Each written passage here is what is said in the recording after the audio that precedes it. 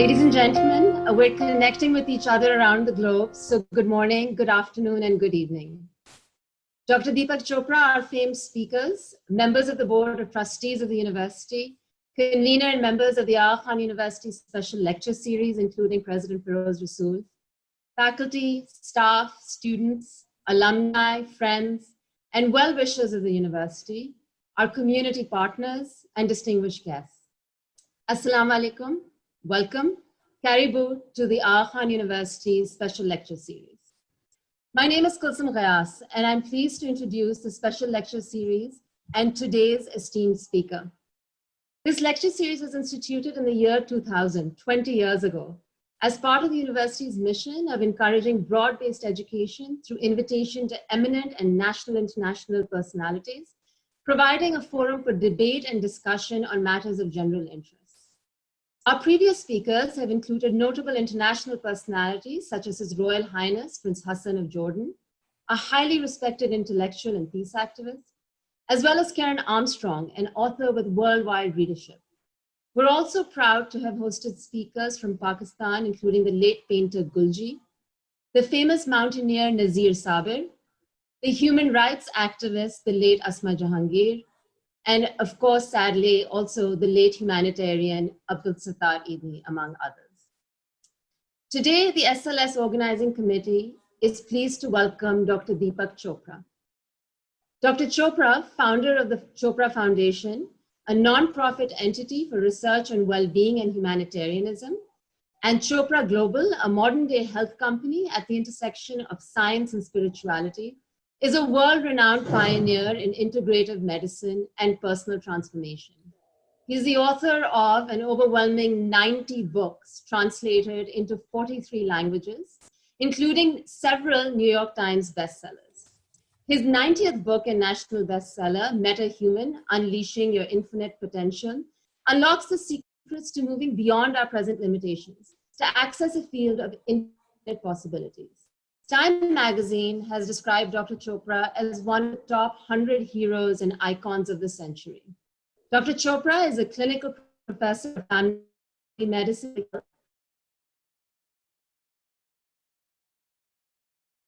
at the University of California and both of internal medicine, endocrinology, and metabolism, a fellow of the American College of Physicians, and a member of the American Association of Clinical Endocrinologists.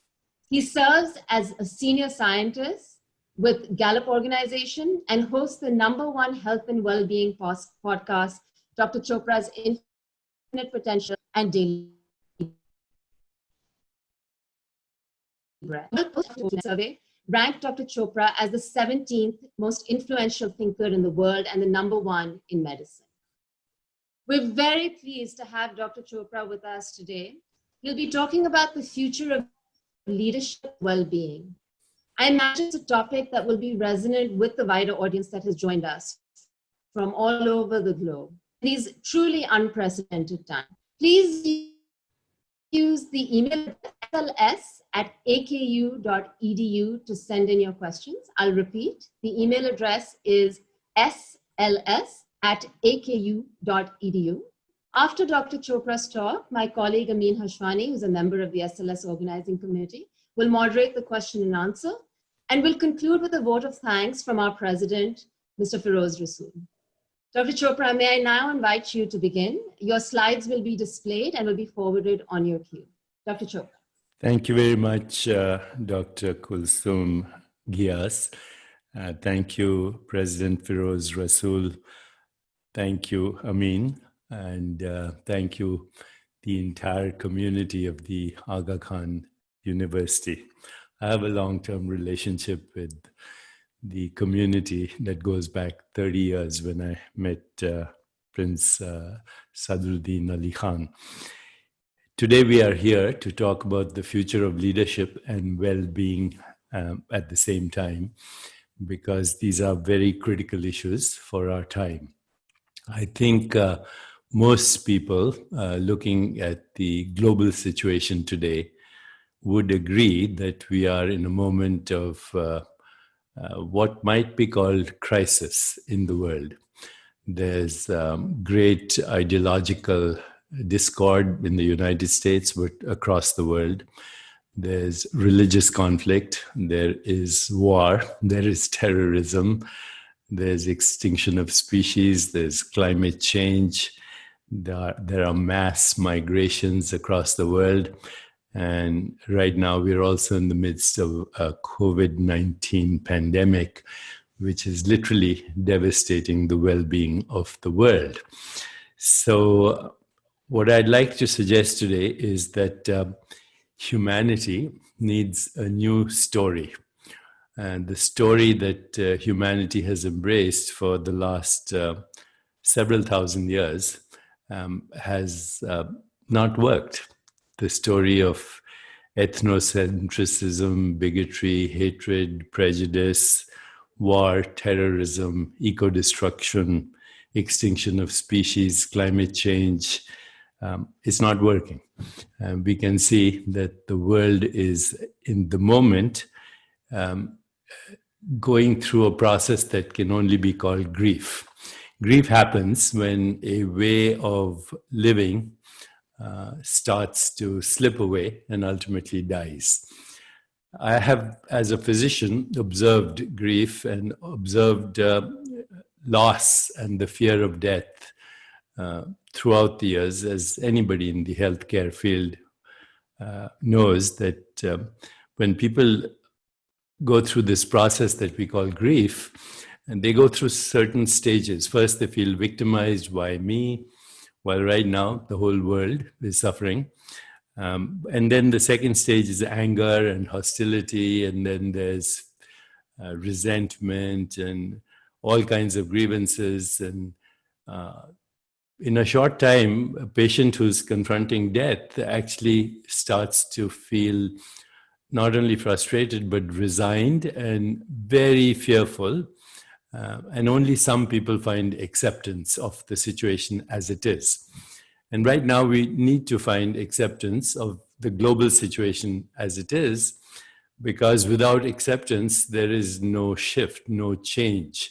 Once you have acceptance, then there is the possibility of a creative response.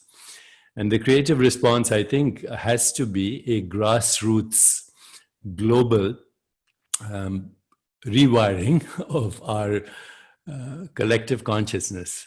We need to see the death of an old story and the birth of a new story. And the new story could be a more peaceful, just, sustainable, healthier, and joyful world. After all, everybody wants that. If you go to Palestine and you talk to the children there and the parents of those children, that's what they want. That's what everybody wants: peace, social and economic justice, progress, education, creativity, and a higher vision. And so today, many social scientists are talking about the idea of what is called emergence. Emergence happens when an old story is on its deathbed. And that old story is certainly being questioned right now, even with the COVID pandemic, and now, of course, with the great unrest in the world as a result of racism and bigotry and conflict, ethnic and religious conflict as well. So that story seems to be not working, and therefore a new leadership that looks at well-being in all its different dimensions is very important. So as a senior scientist at the Gallup organization, we look at well-being in many different compartments or buckets. And the first bucket is career well-being. Are you happy with what you do every day at your job? Do your strengths get noticed? Are you part of a team that complements each other's strengths? Do you have shared vision? Is there some kind of emotional and spiritual bonding between you and your colleagues? All this is very measurable. So if I asked you even one question just now, on a scale of 1 to 10, how happy are you with your career?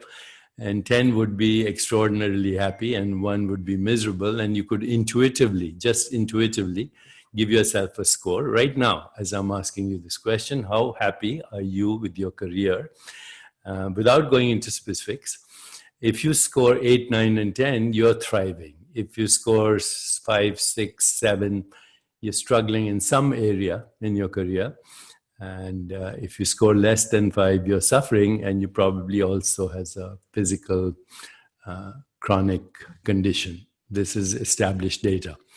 Similarly, one can look at well-being in the social and relational compartment, or what we call emotional and social well-being. Do you have friends and family who support you, who hold your back, who you could go to in times of trouble, who you could count on for help, whether it's resources or emotional help or spiritual counseling? On a scale of 1 to 10, where are you? And the same rules apply. If you score 6, 7, you're struggling in some area. 8, 9, and 10, you're thriving. Less than 5, you're suffering. Same thing about physical well-being.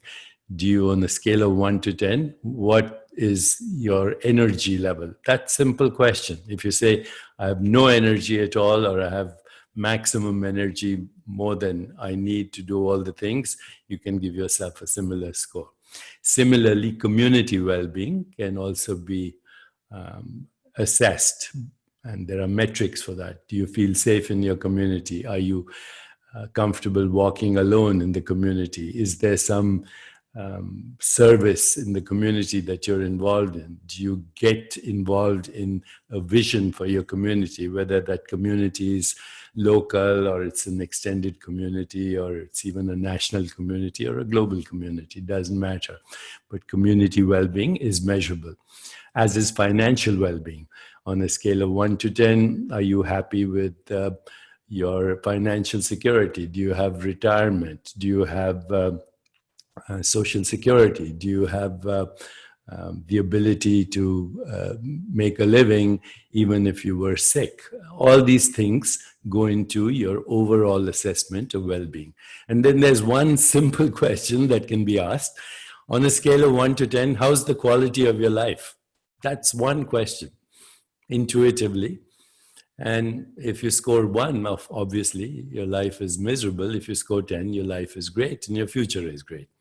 So based on this, with the help of many communities and many organizations, we've created a template for what the future of leadership could be, coming from a grassroots level.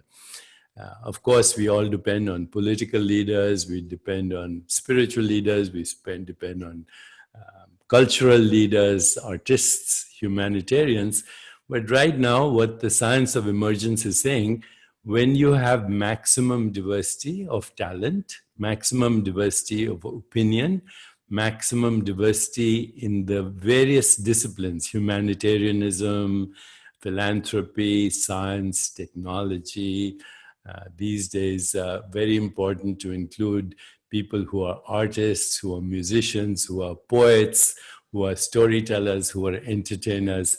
If you have maximum diversity of background and storytelling, if you have total transparency, if you have open feedback, and if you have shared vision and you're willing to complement each other's strengths and set your ego aside for the moment, and you are incubating in what do you want? Who are we collectively? What do we want at the deepest level for our family, for our communities, for our organization, for our political party, for our country, for our religion? It doesn't matter. What do we want? What is the deepest motivation for what we do? And what is our higher purpose? What is our calling right now? Forgetting about our individual selves, what do we need to do for our communities, for our countries, and for the planet? This is very important right now for us to engage in this reflective inquiry and also ask ourselves, despite all the challenges that the world is having, what can be grateful for? Just asking that question actually calms down the mind, opens the heart to abundance.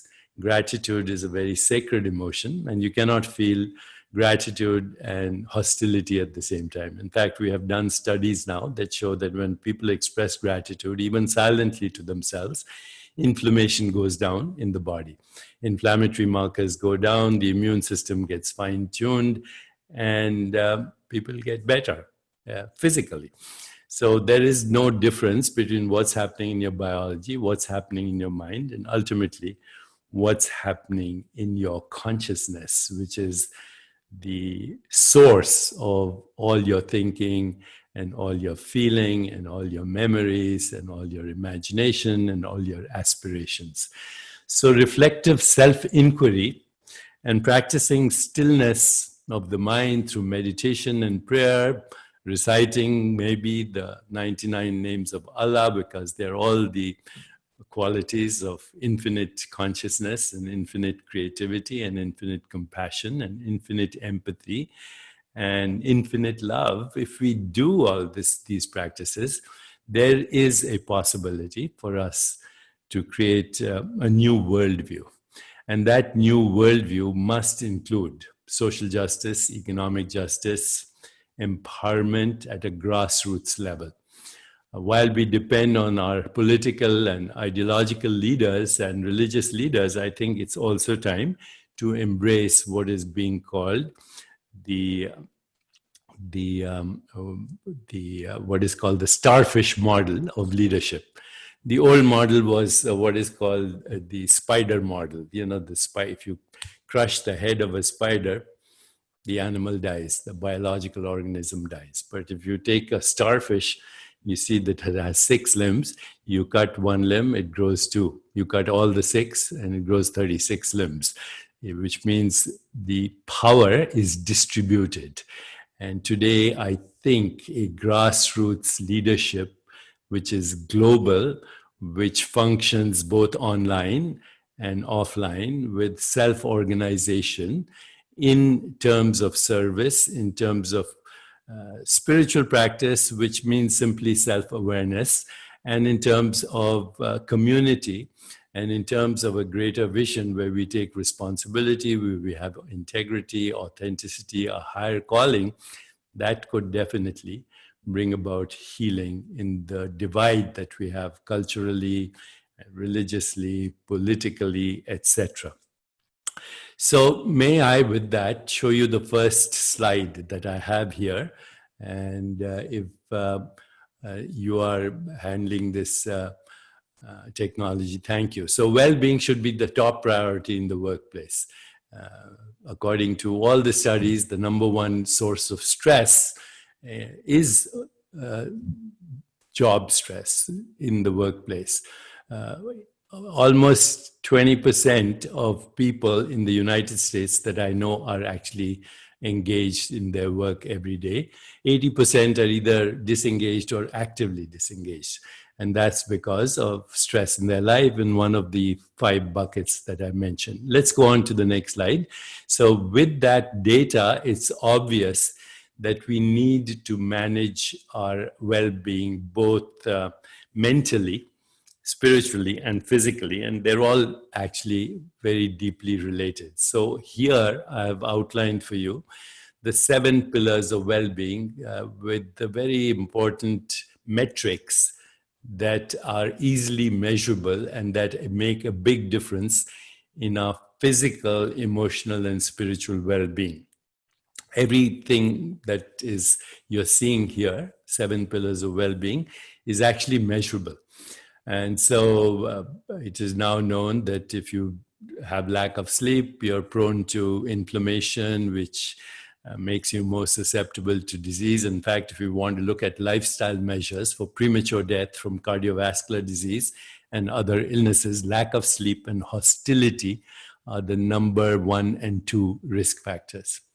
Today, we are also seeing a lot of literature on the effects of meditation or silencing the mind or self-reflection or self-inquiry or transcendence and how that alters the activity of our genes, the science of epigenetics. So even people who go to silent retreats or attend spiritual self-inquiry meetings or recite the names of the divine, you can see inflammation coming down. You can see the immune system optimizing itself.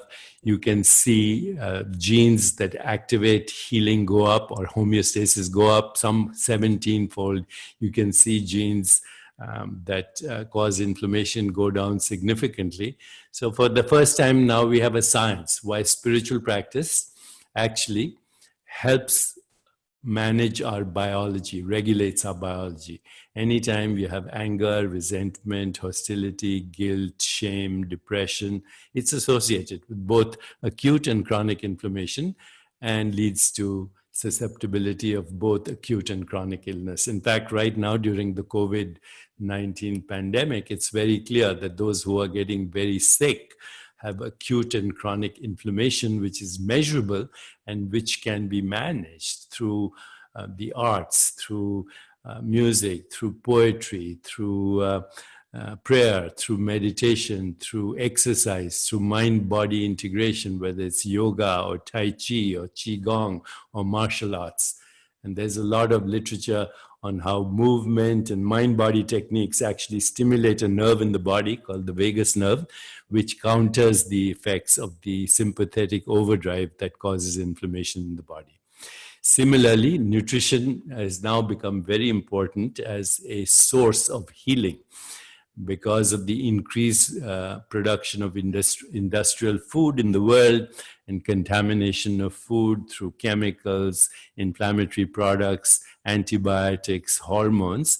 Our food is generally contaminated unless it comes directly from the farm, unless it's rich and diverse in phytochemicals, which are nutrients derived from the energy of the sun present in plants and vegetables.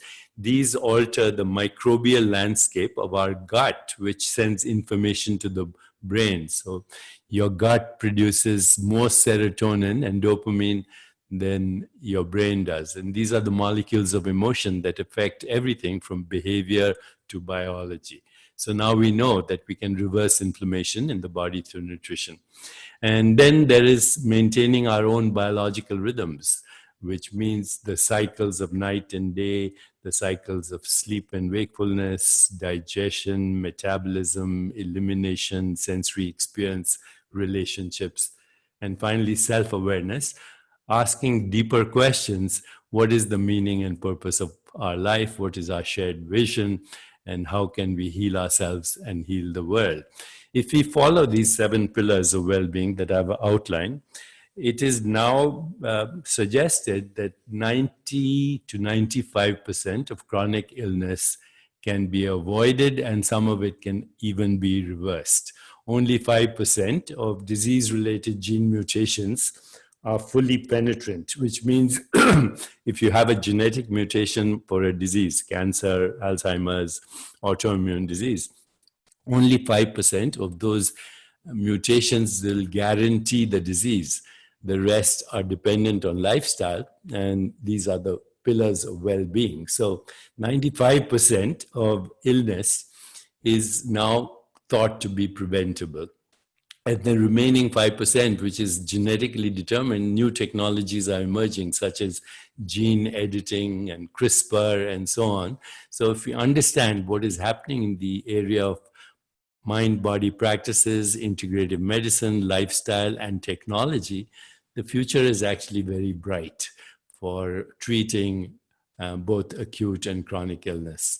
COVID-19 has many implications for our ecosystem, and it is actually, in a sense, a hint in how we can reverse climate change. It's obvious now that climate change is possibly reversible. It's all obvious right now that oil-free economies are possible. It's obvious right now that global cooperation is the only way to not only tackle the pandemic, but also the financial catastrophes that are occurring across the world, and new currencies like cryptocurrencies, new communities are cropping up that suggest the new paradigm where we may want to move in the direction of a more peaceful, just, sustainable, healthier, and joyful world. And all the social science is showing that we know what it takes to resolve conflicts. We know what it takes to enhance creativity. We know what it takes to actualize a vision. And for that, we need a new leadership as well. So let's move to the next slide. And this leadership, as I said, has a different model that looks at all these areas of well-being, which I have outlined. Career well-being, social well-being, physical well-being, financial well-being, community well-being. They're all inseparably interlinked with each other.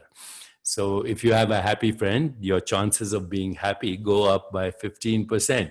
But if your happy friend has a happy friend, it goes up even more, and it keeps going up. Ultimately, the science suggests that even the happiness of your perceived enemies improves your well-being.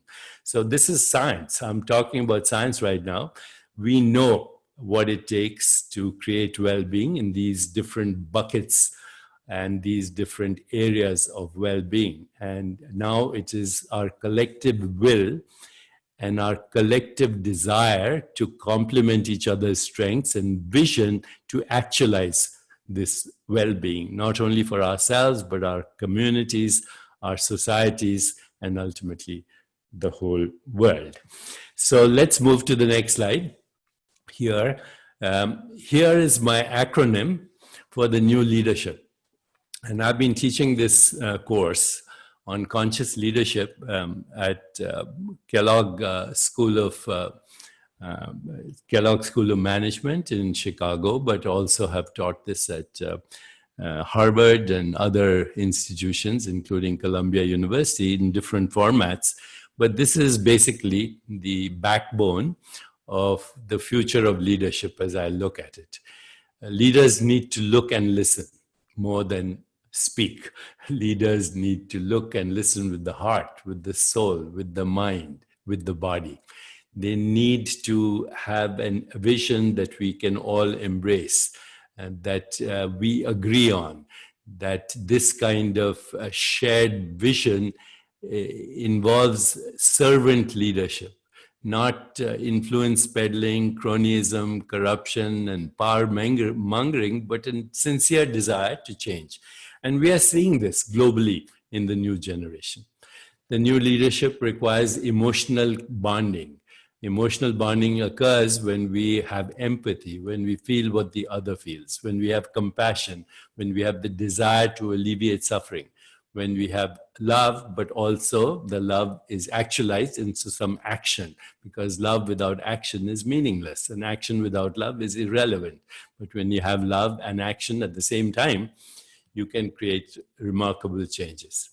We need to expand our awareness. My new book, Meta Human, was mentioned, and meta just means beyond, and human in this case means how can we go personally beyond our conditioning, whatever that conditioning is. Historical conditioning, economic conditioning, conditioning that goes back to the beginning of civilization. We recycle our conditioning, and part of that conditioning is very important for cultural creativity and cultural richness. But part of that conditioning also prevents our creativity. So meta means beyond, and human in this means beyond the conditioned human mind. How do we access inspiration, insight, imagination, and a new vision, not only for ourselves, but for the rest of the world and our communities? D here stands for dare to dream a new reality, but also do it. Make action plans, which are powerful, smart action plans, stretch more than we can reach, make everything measurable, make sure that we agree with each other on what we want to achieve, keep a record of our progress, and ultimately act on it. Set time limits, take responsibility for what happens, whether it goes right or wrong.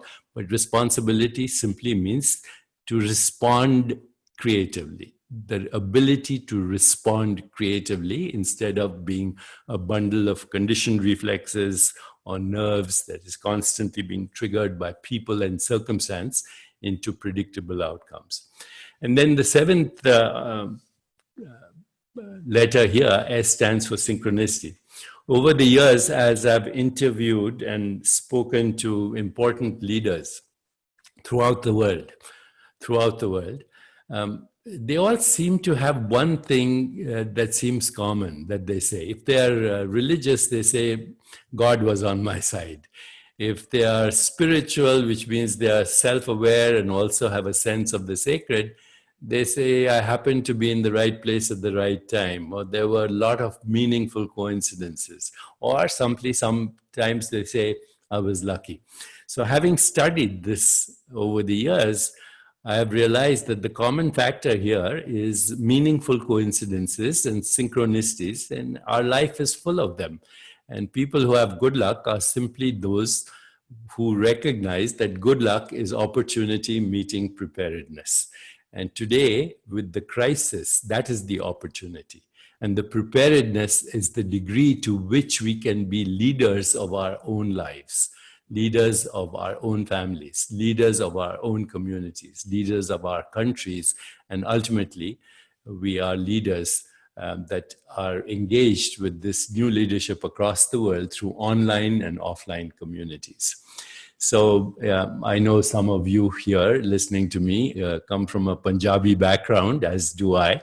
There are three words that we use in Punjabi: seva, which means service; Simran, which means remembering our true nature as spiritual beings having a human experience; Simran, remembrance; Seva, Simran; and Sangha. Sangha means community. And if we embark on this, we can actually actualize the vision of the new leadership that awaits us if we want to create a new world with a new worldview. So may I have the next slide, please?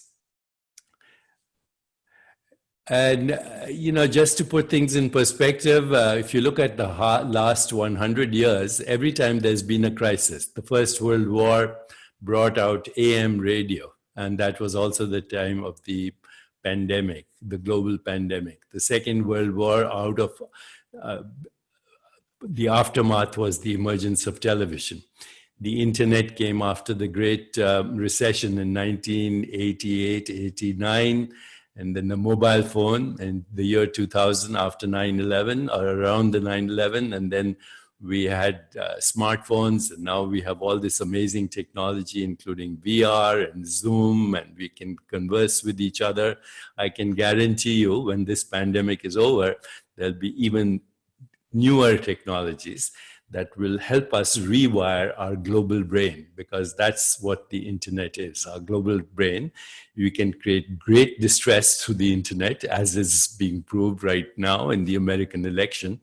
But you can also begin a process of transformation and healing through rewiring our global brain through interfaith dialogue, through interfaith expression of our desires for a better world, but also through practices that increase our awareness, whether they are practices that harness our creativity or our vision, or strengthen and complement our strengths. May I have the next slide, please?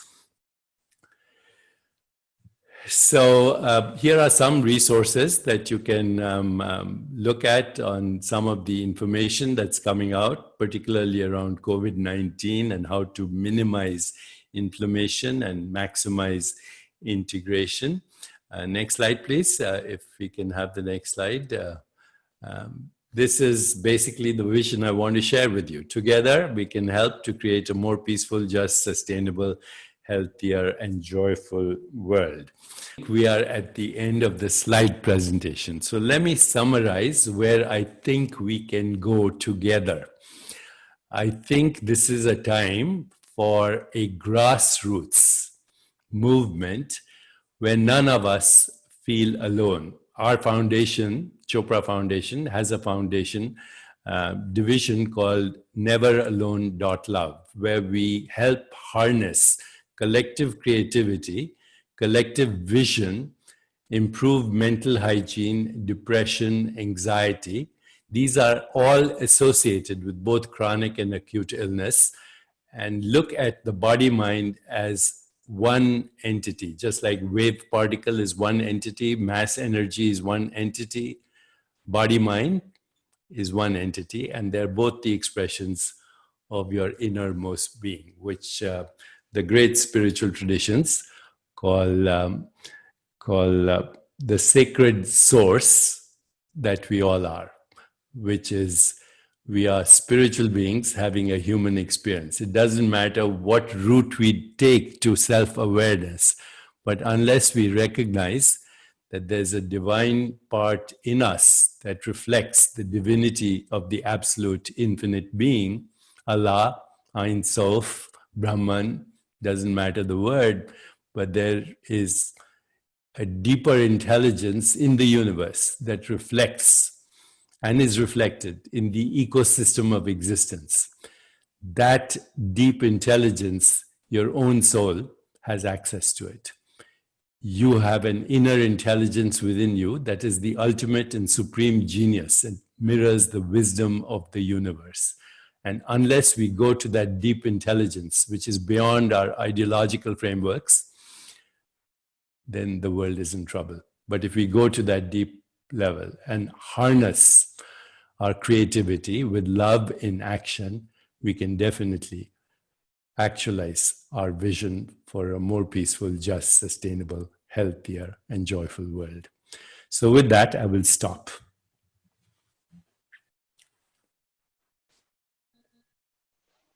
Thank you, Deepak, for a wonderful talk. Already I'm feeling a bit elevated. So let me start with the first question we have a flurry of questions from all over the world. Let me start with our dear friend Salman Ahmed. He sent a question to you. Yes, Salman is a dear friend of mine too. Yes, indeed. He said, thanks for your profound insight, Deepak. What can artists, writers, poets, composers, and storytellers do to shine a light on truth, compassion, and empathy in these trying times? That's the most important question I think that can be asked, Salman. So thank you for asking that question. Because, right now we are romantically obsessed with science. Science has given us this technology that we're using right now to speak with each other. Science, biological science has a great promise with gene monitoring and so on. We're obsessed with science, but science can be both divine and diabolical. It's science that has given us nuclear weapons, has given us biological warfare, that has caused eco-destruction, climate change. So science without art is actually bankrupt. It's evil. But when you bring in art, when you bring in music, when you bring in poetry, when you bring in mushairas, and you bring in the remembrance, simran, which we call the remembrance, zikr, in Urdu it's called zikr. When you bring that into your life, then you realize that artists are the conscience of the world. Artists are the conscience. When you have totalitarian regimes in the world, they don't go after the scientists. They can buy the scientists, but they cannot buy true artists. True artists, whether they're hip hop artists or street poets or they're Urdu Nobel laureates, it doesn't matter. Artists speak with a conscience. And that is what we read right now. We need an artistic revolution in the world where we revive not only the indigenous arts of the world and the great heritage we have in art, the whole body of Urdu literature, the whole body of poetry, the whole body of music, the whole body of conversation that strikes at the soul. Art is the language of our soul. Science is the language of the ego and the intellect, which we need to some extent. But without art, we are bereft. We have no conscience. And this is what actually the totalitarians of the world, watch them. Just watch the political leaders of the world. See how much art they have in their life, how much laughter they have in their life. Look at their faces and see their body language. Can they be moved by poetry or by music? Because if they can't, then they have lost their soul. Absolutely, indeed. As Rumi said, shed the cleverness, embrace the wilderness. That's it. Rumi also said, get rid of your cleverness and embrace your bewilderment. If you're not bewildered, by your existence, your humanity is incomplete. Indeed. Thank you so much. So the next question is, what is the importance of global citizenship in these disruptive times, and how can leadership responsibility be demonstrated at local and global levels? I think this is a very important question, because for this new emergence of global and local leadership, it has to be a grassroots movement. It has to be an emergence, and it has to involve both technology and local activity.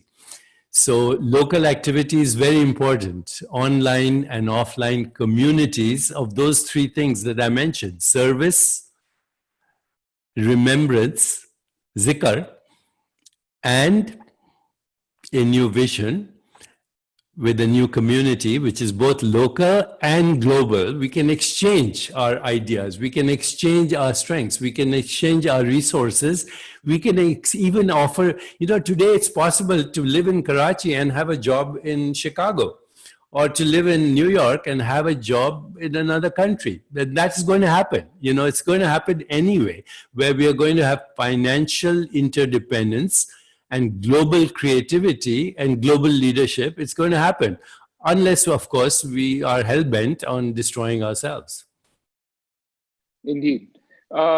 So there's one very quick one. Can any human conquer negative ego 100%? As long as you have a body, you cannot conquer your ego 100%, but you can put it in the background. So, every time your ego acts up, your body feels tight. You feel something happening in the body. And so, you can't fight your ego. Fighting the ego is the ultimate melodrama of the ego itself. You say, I want to fight my ego.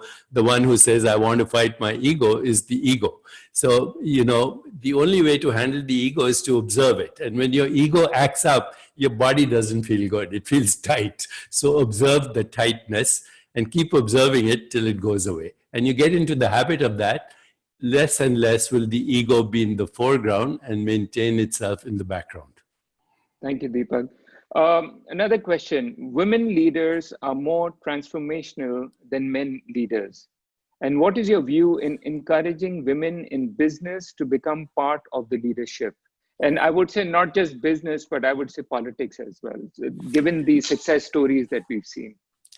Well, right now, this is a very important conversation, because leadership traditionally has been male, and has been male for obvious reasons. As hunter-gatherers, we lived in patriarchal societies where the hunter had to go out, get food, kill an animal, bring it home, etc., etc. So the male patriarchal system embraced leadership, and that's part of our evolutionary history.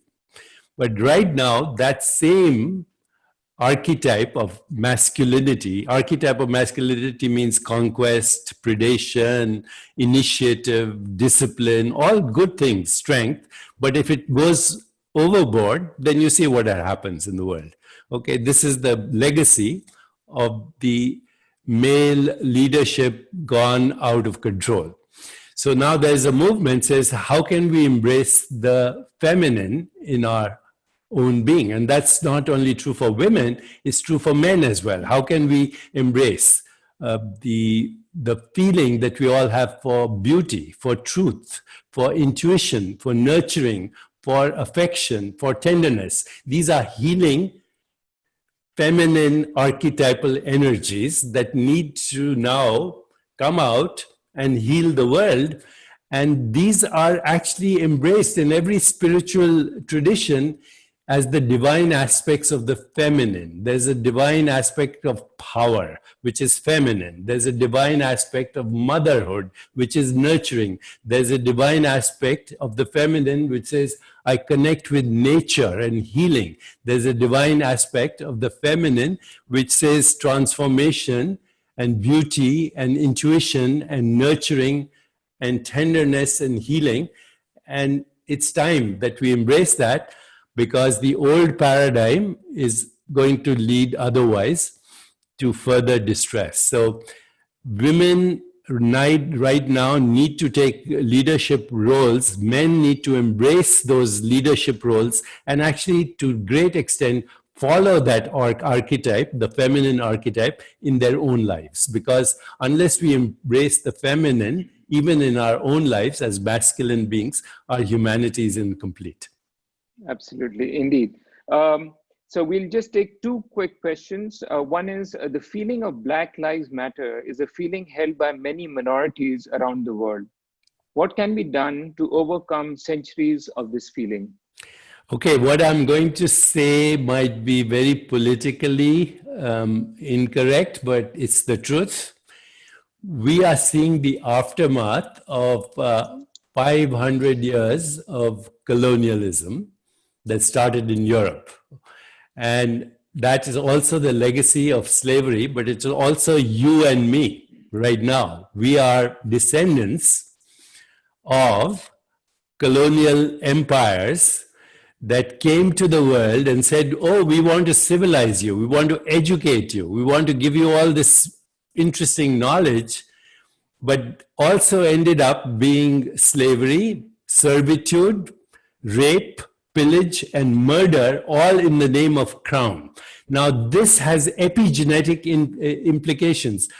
Our genetic activity is actually influenced by this history of servitude and slavery throughout the world. And so even there is a lack of self-esteem.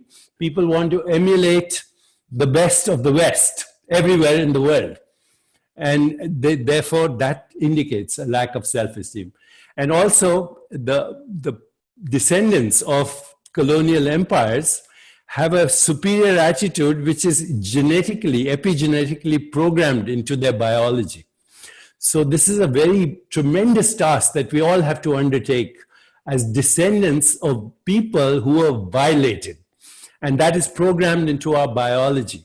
It cannot come from revenge. It cannot come from resentment, but it can come from saying, what is the future story of humanity? And the future story of humanity has to be maximum diversity and maximum transparency and maximum honesty in order to heal what we call post-traumatic distress. Right now, there's multi-generational trauma which is causing biological distress across the world, and we are not recognizing it. Black Lives Matter is a very important movement, but it will fizzle out if we don't address the history of enslavement, the history of servitude, and the history of colonialism, honestly, straightforward, and say, how can we together create the new story for humanity? That's where the artists come in. That's where people like Salman and people like other artists globally come in. This is a responsibility for the artists of the world. So Deepak, let me conclude with a personal question.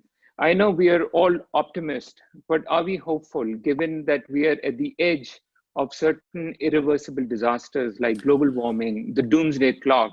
Do you think the society, let's say Black Lives Matter, is one of the manifestation that is happening right now? Do you think we're at a tipping point of a global societal change, because our time is also running out before we go into this phase of irreversibility?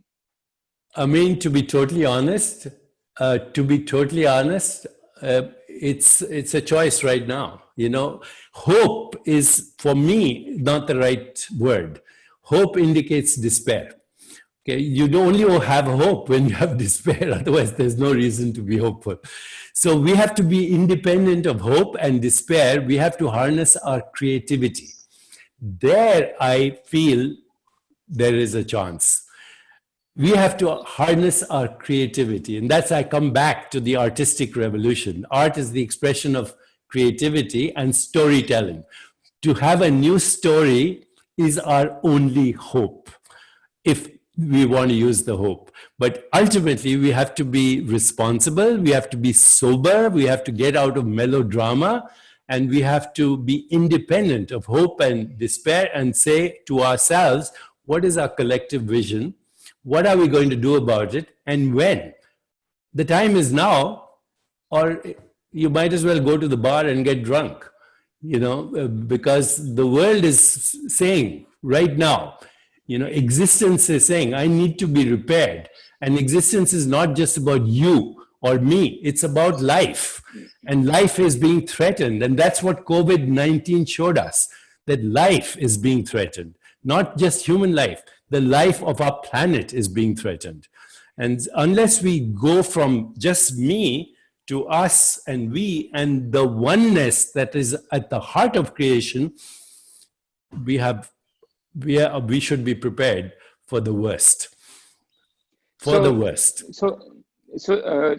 Deepak, they say that you can count the seeds in one apple, but you cannot count the apples in one seed. That is so Deepak, true. So hence we look at influencers, global influencers like you, to be the Johnny Appleseeds of our times, and hopefully bring about that transformation. Thank you so much. With this, I'm going to pass on to our President Rasool for his vote of thanks. Thank you so much. God bless. Thank you. God bless. Thank you. Thank you very much, Amin.